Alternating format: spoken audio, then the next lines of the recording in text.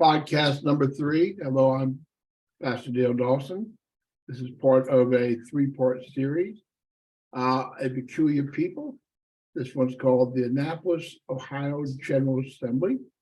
The next one will be the Gospel Trumpet during the D.S. Warner years.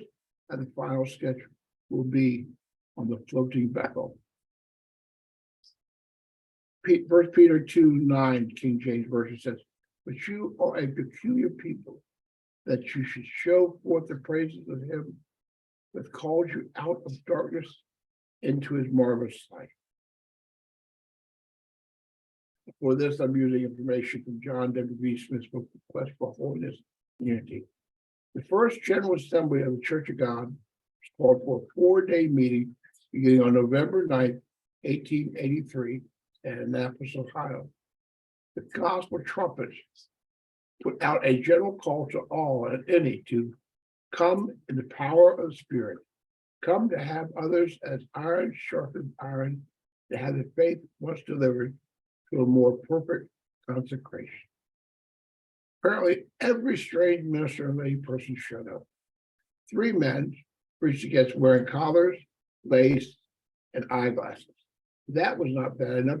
They prostrated themselves in the hall and spent the entire time moaning and groaning. Another anti-holiness preacher stood on the back of the wagon yelling at those who were entering the hall. It seemed that every nut with a call showed up and sat on the platform.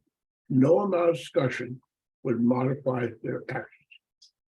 Looking back at the Annapolis General Assembly, A.L. Beyer described it as Satan was loose and a terrible conflict ensued. Pretty accurate. The structure was so general and so perverse that a select group of saints, including D.S. Warner, abandoned the sites, held a second General Assembly at another location, carried on. While the chaos of the Annapolis GA would never reemerge, the elements that allow these peculiar elements to remain the Church of God. They include the lack of a formal statement of faith, the acceptance of the Holy Spirit-equipped lay pastors, the thought that while our Bible is God's definitive word, understanding is a work in progress. There would be other destructive scandals that would rock the Church of God. But I think it would be a real blow to our essence, control peculiar people. We lost these 3 wonderful distinctions. Those who call the Church of God home are tremendously diverse.